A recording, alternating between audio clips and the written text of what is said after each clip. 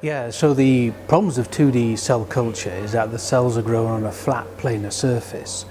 And when cells are on that flat surface, you don't mimic the true environment of cells grown in vivo, which is obviously in 3 dimensions.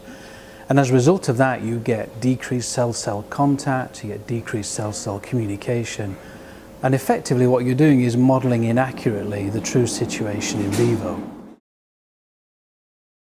I think it goes across the board, but if you take a typical drug discovery pipeline from basic research through to identification of a clinical candidate, certainly in basic research, particularly oncology and immunology, as well as some areas of neuroscience, there's a growing adoption of 3D culture technology. And in fact, let's remember that 3D culture originated in cancer research in the early 1970s. So even as early as then, it was recognised the advantages of this.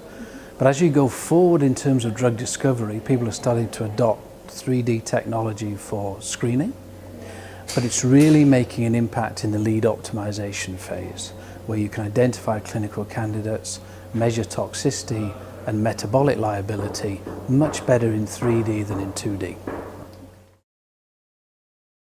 It's certainly starting to accelerate some areas of lead optimization, particularly around metabolic testing of compounds. It's also speeding up the throughput of compounds, because now you can do high throughput screening in 3-dimensional systems, which is an advance over the last couple of years.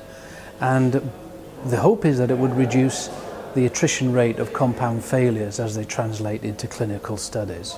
So in other words, you increase both the throughput and the efficiency of drug screening and drug discovery.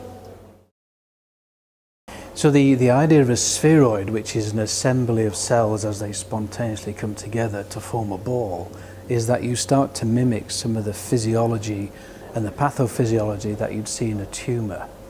And in particular, it's the microenvironment of the tumour. So inside of a tumour there's low oxygen levels, inside of a tumour there's low lactic acid levels, all of which can influence the cell behaviour. Spheroids start to mimic that pretty well, and so you can really start to understand what's going on with the cells as well as what's going on with the compound action in the cells as well.